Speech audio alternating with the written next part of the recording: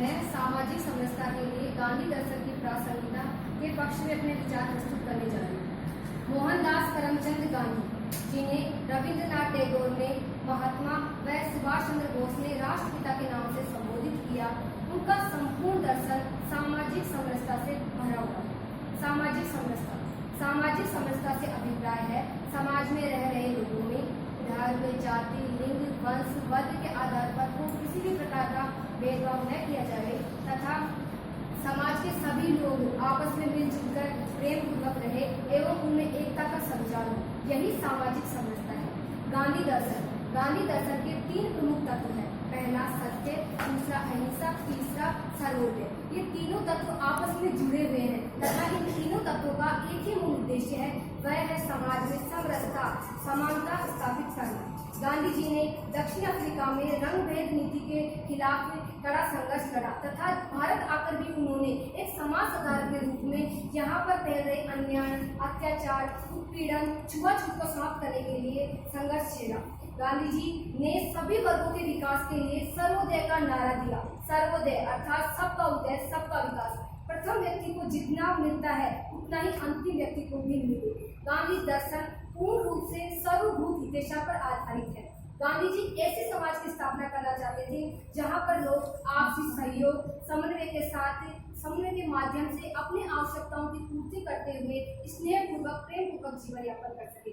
परंतु वर्तमान समय में आज हम देख रहे हैं लोग धर्म, जाति, संप्रदाय जैसे छोटे छोटे मुद्दों पर आपस में लड़ रहे हैं। आए दिन अखबारों में आज हम सांप्रदायिक दंगों के बारे में पढ़ रहे हैं। अभी हाल ही में भारत बंद हुआ था। ये सभी घटनाएं सामाजिक समरसता को आघात पहुंचाती है। अतः आज आवश्यकता इस बात की है कि हमें गांधी जी द्वारा बताए गए आदर्शों पर गौर करना चाहिए, उन्हें अपने जीवन में अमल करते हुए उनको अपनाना चाहिए। गांधी जी ने अस्पृश्यता के अंत के लिए भी लड़ाई लड़ी, काफी सराहनीय प्रयास किया। दलित वर्ग जिन लोगों को निम्न समझा जाता था, उन्हें भंगी जैसे अपमानजनक शब्द उनके लिए प्रयोग किया जाता था, गांधी जी ने उन्हें हरिजन जैसा सम्मान सूचक एवं श्रेष्ठ शब्द प्रदान किया। गांधी जी ने सन 1932 में हरिजन सेवक संघ की स्थापना की। जिन मंदिरों में हरिजनों को अर्थात जो निम्न वर्ग के लोगों को प्रवेश देने के लिए मना किया जाता था, गांधी जी ने स्वयं उन मंदिरों का त्याग किया।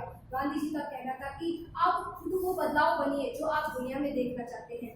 इसी प्रकार गांधी दर्शन की प्रासंगिकता को देखते हुए ही तो संविधान निर्माताओं ने उनके विचारों को नीति निर्देशक तत्वों में सम्मिलित किया। संविधान का अनुच्छेद 43 समान कार्य के लिए समान पारिश्रमिक मिलना चाहिए, इसका समर्थन करता है। इसी के आधार पर संविधान में हमें समान मौलिक अधिकार प्रदान किए गए हैं। इस प्रकार गांधी जी के सामाजिक सांस्कृतिक विचार के साथ साथ उनके आर्थिक विचार भी समाज में समानता व समरसता को बढ़ावा देते हैं। गांधी जी ने कहा कि यदि मनुष्य अपने पास उतना ही रखे जितना उसके लिए आवश्यक है तो समाज में कोई अभावग्रस्त होगा ही नहीं तथा सभी एक संतुष्ट जीवन जी सकेंगे। अतः गांधी जी ने हमेशा सभी वर्गों का एक साथ विकास चाहा है, लेकिन आज वोट राजनीति के चक्कर में राजनेता लोगों को धर्म, जाति का आधार बांट रहे हैं, जिससे अलगाववाद की समस्या उत्पन्न हो रही है। अतः आज आवश्यकता इस बात की है कि गांधी दर्शन पर पुनः दृष्टिपात किया जाए, जिससे कि सभी वर्गों का सभी पक्षों के साथ समुचित विकास हो सके।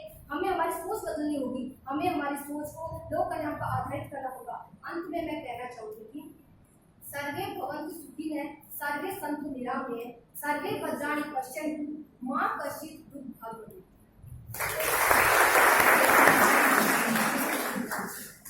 अभी तो 4 मिनट